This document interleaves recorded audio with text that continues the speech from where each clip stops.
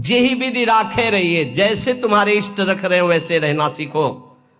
दुख सुख कैसे पड़े केहू से तनिक न कहिए। ये बात बांध लो हृदय की ग्रंथि में कि हमें चाहे जैसी परिस्थिति हम किसी से सहयोग के लिए नहीं कहेंगे, तो हरि सहयोग के लिए आएंगे। इंतजार करना, आखिरी हद में रहना, बीच में टूटना नहीं। तो आखिरी में जो आएंगे वो हरि आएंगे, पक्का आएंगे, पक्का आएंगे। विश्वास कर लीजिए, बहुत बार देखा है, बहुत बार। आखिरी हद में रहना, बीच में टूटना नहीं, तो आखिरी जो आएंगे वो हरि आएंगे। देख लेना।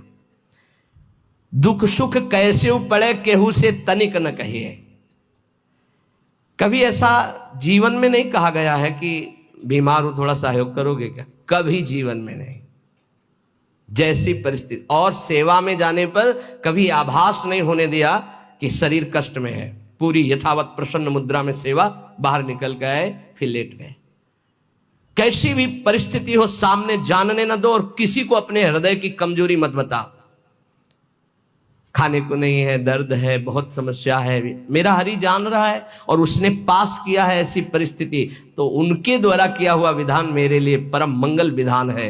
रहीमन मन की मन व्यथा रखे मन में गोए, सुन ले हैं लोग सब बांट न ले है कोई। उपहास करेंगे लोग, कहना नहीं, अंदर की बात केवल अपने हरि से कहो। तेरे मन में और करने वाला है, और तू न करे खराब नाहक को निस दिन दौरे। बाको कीजे याद जाहि की मारी टूटे, आधी को तू जाए घरे में सब में फूटे। पलटू गुनाह किए से भजन माहि भंग होए, हरि को दास कहाए के गुनाह करे ना कोई। तेरे मन में और करने वाला है, और तू ना करे खराब नाहक को निस्दिन दौरे। ए भाई, तू हरि का दास है, तेरी सारी जिम्मेवारी हरि की है। तू नाहक में अपने आप चिंता लेकर परेशान हो रहा है। पक्की बात, पक्की बात। ये भी सैकड़ों बार अनुभव हुआ है कि हम व्यर्थ में चिंता करते हैं। जिस विषय की हम चिंता करते हैं वो बहुत अच्छी तरीके से पहले से व्यवस्थित कर दिया गया है। जब पर्दा हटा तब पता चला, अरे ऐसा बहुत बहुत सुंदर व्यवस्था प्रभु की होती है। तू नाहक में, व्यर्थ में तू अपने चित्त को प्रभु के चिंतन से हटा करके परेशान हो रहा है। वाको की जय याद जाय की मारी टूटे। उस प्रभु का चिंतन कर जिसके प्रभाव से काल भी भयभीत होता है। तेरा कौन सा कार्य नहीं बन जाएगा। यदि तू आदि को संभालने के लिए चलेगा, भगवत चिंतन छोड़ देगा तो पूरा का पूरा नष्ट हो जाएगा, कुछ संभल नहीं पाएगा। और भगवत चिंतन पकड़े रहेगा तो सब संभल जाएगा। पलटूदास जी कह रहे कि हरि का होकर के कोई गुनाह मत कर देना, कोई गलती ऐसी मत कर देना जो दास कहाने में कलंक हो जाए। जैसे कहा है मोर दासा करे तुच्छ नरन के आशा, तो कहो कहां रहा विश्वासा। मेरा विश्वास कहां रहा यदि साधारण संसारी पुरुषों का आश्रय रहा। भली बुरी को कहे रहे सही सबका धक्का। कोई गाली दे, कोई अपमान करे, इन बातों पर ध्यान नहीं दिया जाता। मत वाले हाथी की चाल चला जाता है, मस्त गजेंद्र की तरह भूखते रहो, कोई फर्क नहीं पड़ता। भली बुरी सबकी सुन ले बे, करी गुजरान गरीबी मां, मन लागो मेरो राम फकीरी मां। कहत कबीर सुनो भाई साधु, साहब मिलत सबूरी मां, मन लागो मेरो यार फकीरी मां। शांत भाव से सब सह गए। धीरज धै संतोष रहे दृढ़ हुए ठहराई। धैर्यवान, पक्का स्वभाव, विचलित ना हो। जहां जमा के पैर रख दिया, जमा दिया, हटा नहीं सकते, गर्दन कटा सकते हैं। यह है सूरवीर योद्धा का मार्ग भजन का। अर्थात जितने माला, जितना पाठ, जितना नियम, कभी छोड़ नहीं सकते। धीरज धैर्य संतोष रहे दृढ़ हुए ठहराई। नियमावली को प्राणपन से निर्वाह करना, ये विनोद की बात नहीं, परमार्थ। ऐसे थोड़ी तत्वबोध, ऐसे परमात्मा प्राप्ति थोड़ी होती। जानबूझकर हर सुखों का त्याग करके अपने को कठोर बनाया जाता है, अपने को मजबूत बनाया जाता है। धीरज धैर्य संतोष रहे दृढ़ हुए ठहराई, जो कछु आवे खाई बचे सो दे लुटाई। संग्रह न करे। बड़ी श्री जी की कृपा है जो अपने लिए कभी संग्रह ना हो। अपना नाम, अपना मकान, अपना वैभव अगर गृहस्थी में भी है तो ठाकुर जी के भाव में रखे तो जीवन मुक्त होने के लिए बढ़िया अवसर है। ये घर ठाकुर जी का, नाथ सकल संपदा तुम्हारी, मैं सेवक समेत सुत नारी। और विरक्त में तो भगवान ही भगवान है, उसका कुछ है ही नहीं। कहीं भी अपना अस्तित्व न रहे तो जीवन मुक्त होने में सहजता आ जाएगी। लगे न माया मोह जगत की छोड़े आशा। बहुत ध्यान देने योग्य बात। बल तज निर्बल होए सबुर से करे दिलासा। काम क्रोध को मार के मारे नींद आहार। पलटू ऐसे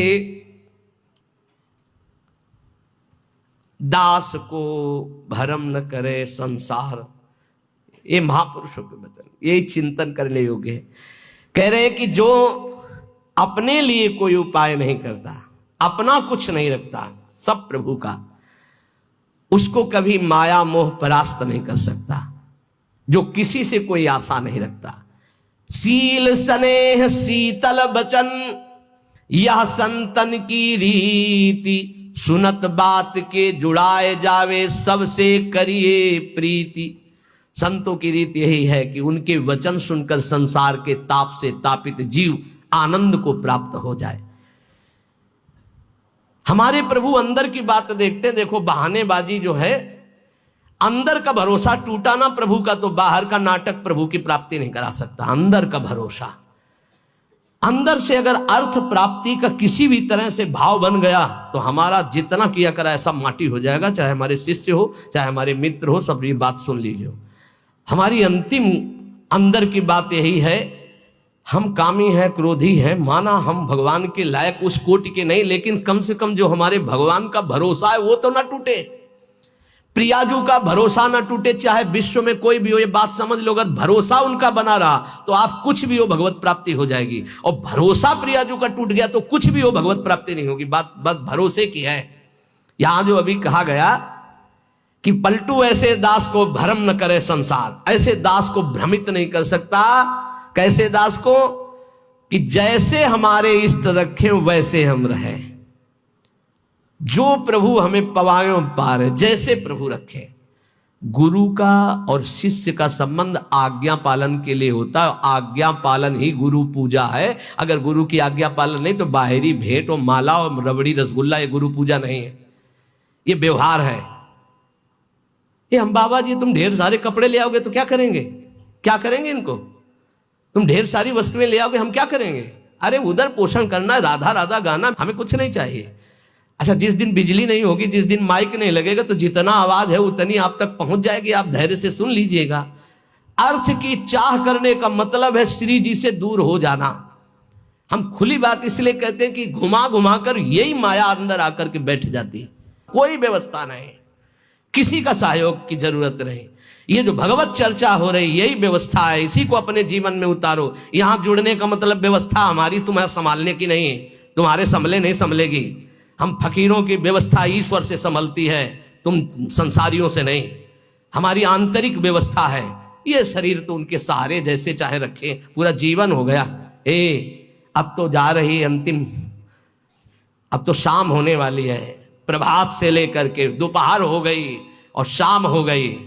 एकमात्र साहब का भरोसा, एकमात्र इष्ट का भरोसा और सत्संग और नाम जप और एकांतिक, ये केवल आपके मंगल के लिए। जिस दिन इसका स्वार्थ आ गया ये भी बंद हो जाएगा। जिस दिन मुझे सुनाई पड़ा कि ये भी बिकने लगा उसी दिन बंद हो जाएगा। वैसे अभी भगवान की कृपा से जितने पार्षद वो पक्के हैं, कहीं हमको ऐसा दोष नहीं दिखाई दिया। सब बेचई वेद धर्म दुइले ही।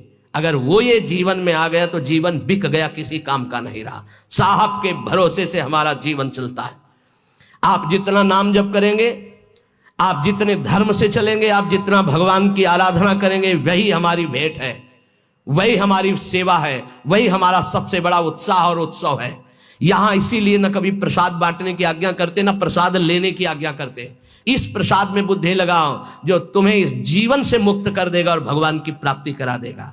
नाम प्रसाद, नाम की असीम महिमा का गान करते हुए गोस्वामी तुलसीदास जी कहते हैं कि नाम प्रसाद शंभु अविनाशी, साजु अमंगल मंगल राशि, सुख सनकादि सिद्ध मुनि जोगी, नाम प्रसाद ब्रह्म सुख भोगी।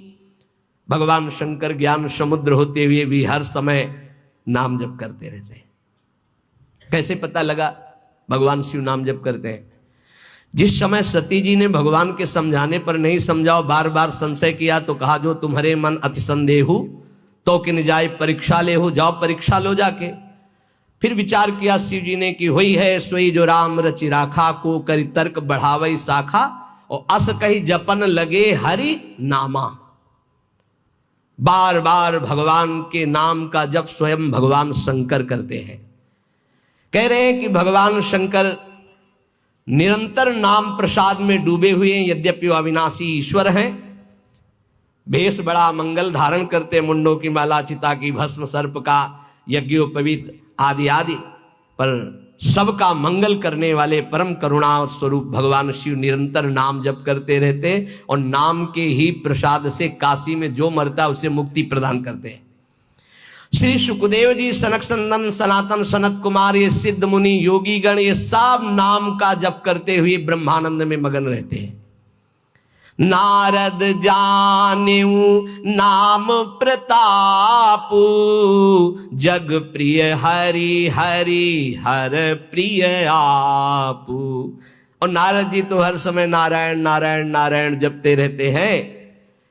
सारा संसार हरि को प्यार करता है, हरि को हर प्यार करते हैं, और नारद जी हरि और हर के दोनों के प्यारे हैं, क्योंकि हर समय नाम जप करते रहते हैं। नाम जपत प्रभु कीन प्रसादु, भगत शिरोमणि भे प्रहलादु। नारद जी कैसे नारद स्वरूप में आए? दासी पुत्र थे। एक ब्राह्मण के यहां इनकी मां दासता करती थी। वहां चतुर्मास में संत जन आए, तो उन ब्राह्मण ने चातुर्मास करवाया, तो उनकी सेवा में इस बालक को रखा जो दासी पुत्र थे। अब संतों की सेवा में उनकी लंगोटी धो देना, उनके जूठे पात्र धोना, तो भगवान की कृपा से इनको इतना ज्ञान था कि संतों की जूठन पाने से बहुत जल्दी भगवान का प्रेम प्राप्त होता है। तो सब पात्र संतों के जब मार्जन करते तो धो के एक पात्र में डाल के उसको पी जाते। संतों के चरण दबाना, संतों की सेवा करना, संतों के पास बैठकर भगवत चरित्र सुनने से ज्ञान हुआ कि नाम निरंतर जपना चाहिए। कहीं भी चर्चा संत जन करेंगे तो नाम रूप लीला धाम की करेंगे। निरंतर नाम जपने का अभ्यास और संत सेवा 4 महीने के बाद जब संत जन जाने लगे तो भारी व्याकुलता हुई कि अब जिएंगे कैसे, बिछुरत एक प्राण हरि लेगी। थोड़े ही दिनों में मां पधार गई, सांप ने काट लिया। बालक ने विचार किया अब तो स्वच्छंदम, मुझे कौन रोकेगा। घोर जंगल में एकांत में नाम जप करते हुए भगवान के ध्यान के लिए व्याकुल हो गए। सुंदर सरोवर देखा, स्नान किया, जल पिया, पीपल के वृक्ष के नीचे बैठकर ध्यान लगाया। साक्षात अनंत ऐश्वर्य माधुर्य संपन्न भगवान चतुर्भुज नारायण का दर्शन हुआ। अचानक वो रूप गायब हो गया। बड़े विकल हुए, रोने लगे। तब कहा अध कचरे योगी को मेरा साक्षात दर्शन नहीं होता। ये मैंने ध्यान में दर्शन इसलिए दिया कि तुम मेरा चिंतन करते हुए शरीर छोड़ो। अब अगला जन्म तुम्हारा महाभागवत के रूप में होगा। नाम जप और भगवान के ध्यान के प्रभाव से वो दासी पुत्र देवर्षि नारद बन गया। उन्हीं नारद जी ने प्रहलाद जी को कयाधु के गर्भ में थे, जिस समय देवराज इंद्र को पता चला हिरण्यकश्यप तपस्या में है, तो आक्रमण किया कि उसके पुत्रों को नष्ट कर दो, परिवार को नष्ट कर दो, क्योंकि ऐसे महाबली दैत्य का परिवार आगे चलकर देवताओं के लिए कंटक बनेगा। तो जो बड़े पुत्र थे वो तो भाग गए। महल में जब गए तो कयाधु जी मिली, गर्भवती थी। तो विचार किया कि स्त्री की हत्या करना निषेध, फिर गर्भवती, तो ये जब गर्भ प्रकट होगा तो इसको मार दूंगा, फिर इनको छोड़ दूंगा। बंदी बना के ले जा रहे थे। देवर्षि नारद जी रास्ते में मिले। देवराज इंद्र से कहा, ऐसा अधर्म कैसे कर सकते हो? उनका इसके गर्भ में दैत्यराज हिरण्यकश्यप का वीर है, मैं उसका नाश करूंगा जब ये प्रकट होगा। बोले तुम्हारी क्या सामर्थ्य, काल भी नहीं नष्ट कर सकता। बोले क्यों? बोले इसके गर्भ में महाभागवत प्रहलाद जी वास कर रहे हैं। अपने आश्रम ले गए। वहां जाके जो भगवान नाम महिमा सुनाई, जो भगवान के चरित्र सुनाए कि गर्भस्थ शिशु को ज्ञान हो गया। जैसे गर्भस्थ शिशु अभिमन्यु को अर्जुन ने उपदेश किया, लक्ष्य किया गर्भस्थ शिशु का, तो चक्रव्यूह भेदन की प्रक्रिया सीख गए। आखिरी द्वार में मां सो गई थी, इसलिए नहीं भेद वो समझ पाए। मतलब गर्भस्थ शिशु पर बाह्य आचरण, बाह्य वार्ता, व्यवहार का बहुत बड़ा प्रभाव पड़ता है। नारद जी अपने आश्रम में प्रहलाद जी को नाम का उपदेश किया, तो नाम जपत प्रभु कीनु प्रसादु, भगत शिरोमणि भे प्रहलादु। जहां उनके ऊपर कोई भी मार या विपत्ति ऐसे हरि हरि हरि हरि हरि कुछ नहीं बिगड़ पाया। मित्रजन प्रहलाद जी से कहते, क्या तुम जादू जानते हो कि इतना सब करने पर तुम्हें कोई कष्ट नहीं होता? तो उनका ये जादू हम आपको भी सिखा सकते हैं। हरि नाम, हरि हरि जिसके मुख से निकलता है कोई भी बाल बाका नहीं कर सकता। इसीलिए सनकादि परम ज्ञानी होते हुए हरिशरणम हरिशरणम ध्रुव संगलानि जप्यो हरिनाऊ, पायो अचल अनुपम ठाऊ। नारद जी ने ही ध्रुव जी को उपदेश किया भगवान वासुदेव का मंत्र, नाम उच्चारण करके परम पदवी को प्राप्त किया। सुमि